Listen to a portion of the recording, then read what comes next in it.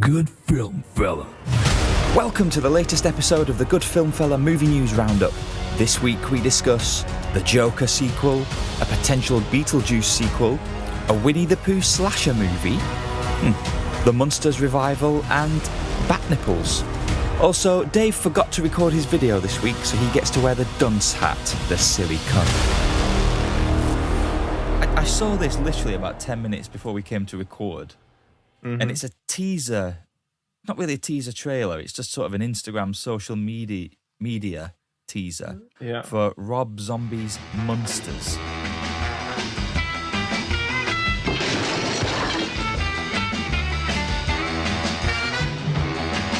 What's that all about? Because the teaser looks very, very much just like the TV series.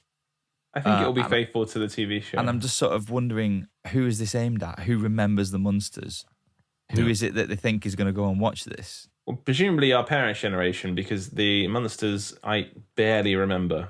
Surely we're approaching grandparents though at this point, aren't we? Yeah, I think so. so. Yeah, probably. But it's for a new audience, new generation.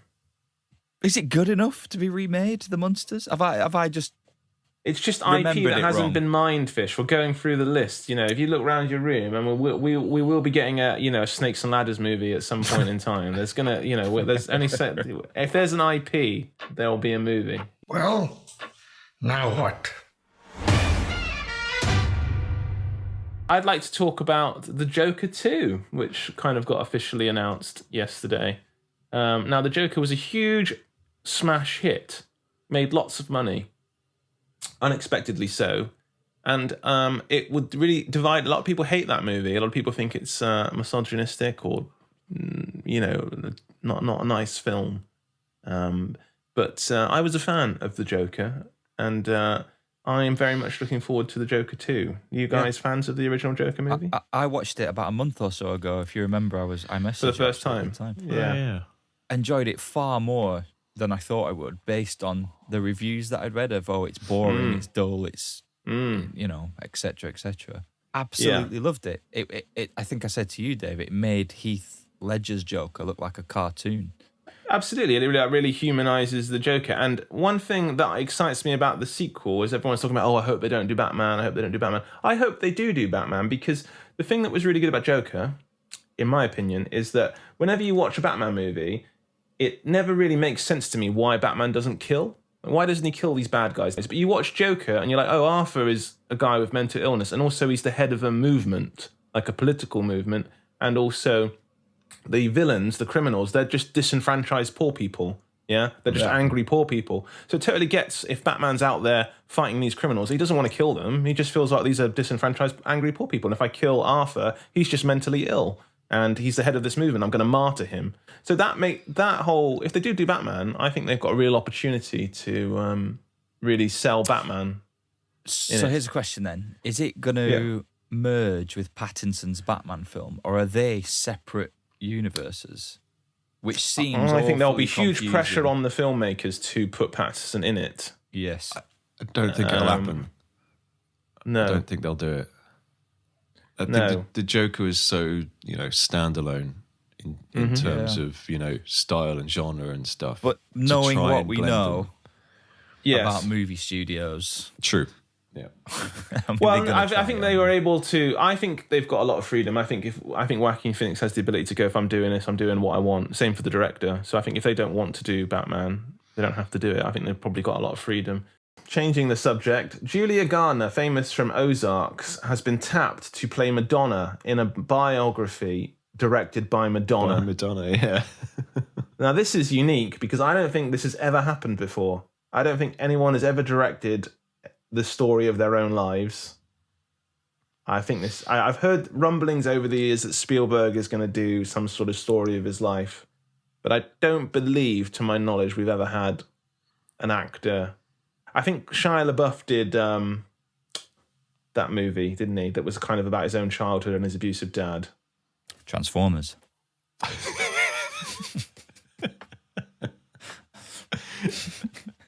It was called Honey, wasn't it? I believe. Yes. Yeah. Okay. But Madonna has a reputation for being a bit out there, and I am intrigued. The narcissism is extraordinary, isn't it? Exactly. I'm expecting her dreadful. But it could be so bad. It's good. I'm expecting her. Is she going to be saving children from burning buildings? Do you know what I mean? I'm interested. There's going to be a new Winnie the Pooh movie. It's called Winnie the Pooh, Blood and Honey. And it is a gory horror movie, low-budget horror movie adaptation of Winnie the Pooh, which, you can see some images online. I think they were released this week. It's got kind of, creepy vibes to it. Who is this aimed at? Well, I don't know the exact origins of this movie in particular, but apparently earlier this year, on the 1st of January, Winnie the Pooh came into the public domain after years of being sort of copyright protected and stuff. So it means that anybody can take A.A. Milne's original Winnie the Pooh book story and now adapt it or use the characters from the book. I think Disney still hold on to the sort of their version of Winnie the Pooh. That's right. So we no longer need to deep fake Winnie the Pooh for our pornography. We can just use the real thing. Thank the Lord. Amazing. Without fear of copyright strikes from Disney. This sounds incredibly weird. To all you furries out there. Blood and Honey. I think the main killers in the movie are Winnie the Pooh and Piglet, I think. Killers. Piglet and Winnie the Pooh. This is not going to go down well on Mumsnet. I know we've talked about Johnny Depp and Amber Heard for quite a few weeks. That seems to all be over now, which is a good thing. Or maybe not. We don't know. We'll see. Anyway, I read this week that apparently there was some rumours that a call sheet had surfaced online for a production with Johnny Depp's name on it for BeetleJuice 2. Sign me up. So as I say, these are rumours at the moment, but it could be that Johnny Depp. But he can't play BeetleJuice 2. No, I think Michael Keaton and Winona Ryder are on board as well. But as I say, these are all rumours at the moment, but they seem to be pretty solid rumours. It'd be interesting to see a Johnny Depp movie where he's not the biggest character in it. Do you know what I mean? He'll play like another Beetlejuice or something, won't he? He'll be another dead. Maybe it'll be. Yeah, maybe it'll be like a competing Beetlejuice exactly, type character. I've never professed my love for Beetlejuice on this podcast before. It's an A++ film for me, Beetlejuice. You definitely have talked about liking it when we talked about Batman Returns. Oh, there you go. Right, Oh, I love Beetlejuice so much.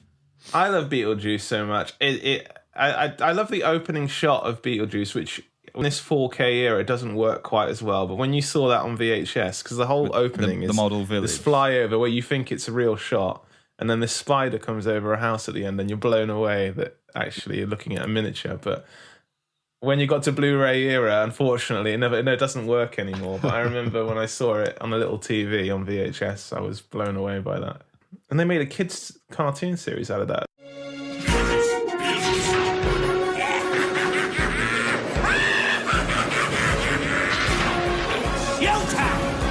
In fact, our friend Craig, hi Craig.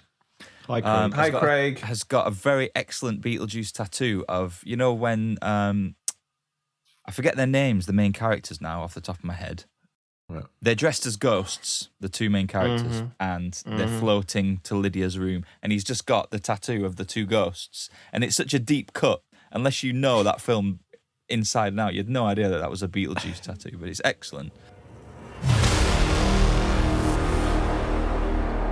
I want to quickly talk about something that's technically not Marvel nor DC, but it was just an interesting news story that happened in the past week regarding Morbius. Now, have you guys seen this? That Morbius was re-released into the cinemas because Sony mistakenly believed that there was public love and support for the movie to the extent that people would want to go and see it again, when in fact people were just being massively sarcastic about it and creating ridiculous memes. One of the most famous being, "It's Morbin time." So the idea is that everyone pretends like in the movie he says it's Morbin time, and like you go on Twitter and you go, my favourite part of the movie is when he goes, "It's Morbin time." It's Morbin time.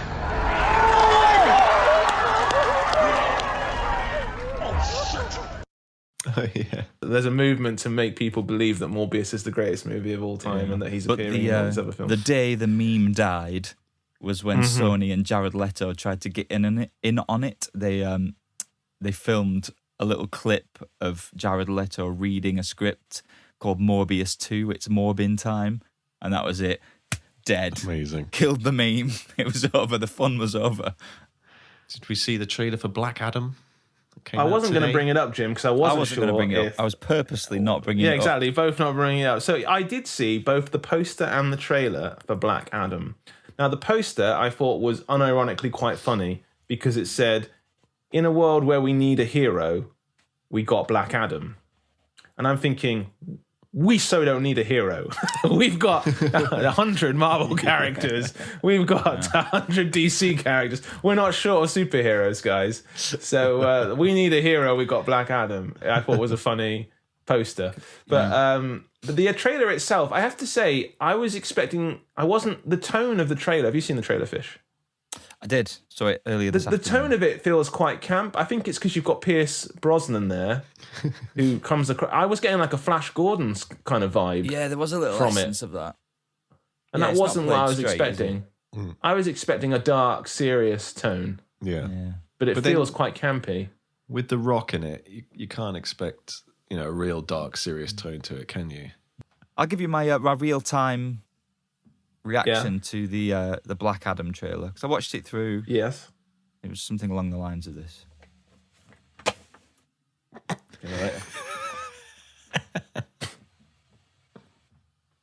Who cares? No one cares. We need to find things we do care about. It just looked like a sort of shit Iron Man when he's flying next to the planes. I think you're being far too harsh.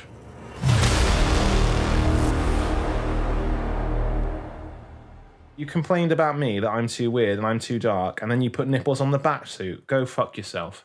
Okay, that's a quote. is what Tim Burton said. But that's why I didn't like Batman Forever, he said. Why I didn't end up doing Batman Forever. I mean, I take issue with that comment only because I didn't think the nipples turned up until Batman and Robin. Neither did I, actually. But are they in Batman Forever? I believe the nipples were present in Batman Forever, yes. Bruce, nipples are not appropriate workplace attire. Oh, that's rich coming from you, mister. I walk around in my underwear so everyone can see my super dong. My dong is my dong. You added those nipples. Well, bats have nipples. So? So, I'm Batman. Duh, case closed. Quit it! Stop it! Ow! Superman! Let me nurse you back to health. No, get off me! Drink my bat milk, stupid! No, let me die! There you go. There you go, Kal-El. There you go, buddy. So I was considering talking about Obi-Wan. Yeah. There's a couple of reasons I don't want to. One, because there's billions of videos on the internet and everyone's talking about Obi-Wan. So who cares what we have to say about it? What do you think the vibe is generally from your view? Because I think it's poor, but I don't know if that is the vibe at large. Is that the vibe at large? I think it's mixed again. I think you've got it's not quite Last Jedi mixed, but it's people are loving it, people are hating it, as they always have. I think with Star Wars, so I think that's fine. But there's one specific thing I wanted to talk about, which bothered me when watching episode 3 it was, and that was lightsabers.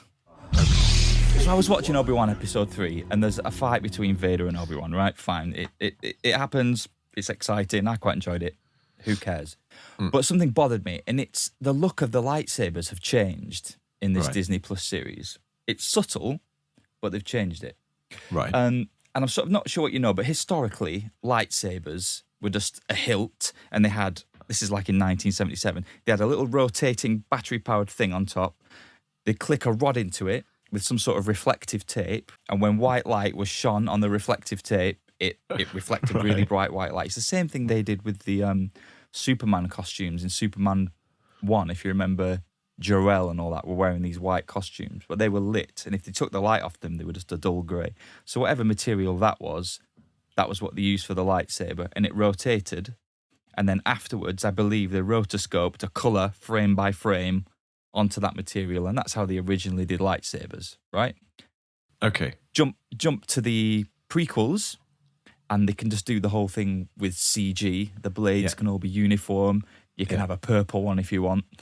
But the light source being in the box, as it were, means it doesn't have any effect on its surroundings, so there's no reflections. It doesn't cast a colour on people's face, assuming they're actually filming in a real location, which they rarely did. Yeah. And then you jump to the sequels, and they started using real LED blades, I guess, which actually lit up like the Force FX toys NeoPixel sabers. And that has the benefit of lighting the surroundings and the actors. And I guess that's why the battle in the snow in Force Awakens looks so cool, because it's really just lit with lightsabers and the moon. However, now watching the Obi-Wan series, something's bothering me. And it's, for the first time, the lightsabers look fake. Right. Now, that's an insane place to land, because technically they're more real than ever. But you can sort of tell that they're these Perspex blades now, and they sort of it feels like they're not bothering to really animate much over them. And it's annoying me, because I think the whole essence of the lightsaber is that it looks sci-fi and a bit weird and a bit maybe ethereal, and maybe it doesn't belong in the world. And now they've brought it into the world. It looks more fake to me. And I was just wondering, do you have any opinions whatsoever on any of that? I mean, all I do remember is when I saw episode, I don't know, what was it? The J.J. Abrams... The Force Awakens. Force Episode Awakens. 7. Thank you. Yeah. So I remember watching that, and the lightsabers in that took a real kind of leap forward, didn't they? Yeah. With all that kind of, heat distortion and the edges kind of not being uniform and sort of, and they started to look really cool. So if they've kind of pulled away from that, then that is a little bit disappointing. Yes, I wonder if after they were filming with the Perspex blades, making it Kylo Ren's lightsaber aggressive and weird might have been a byproduct of, actually, it looks a bit fake. Let's mess it up a little bit. Potentially. I wonder. Guys, it's just because it's a Disney Plus show and they're not spending the cash, so they've just given him a light up. They've just given him a light up Perspex. Don't believe They've it. given him literally a neon tube out of the kitchen, and he's waving that around. They've thrown you in a glow stick.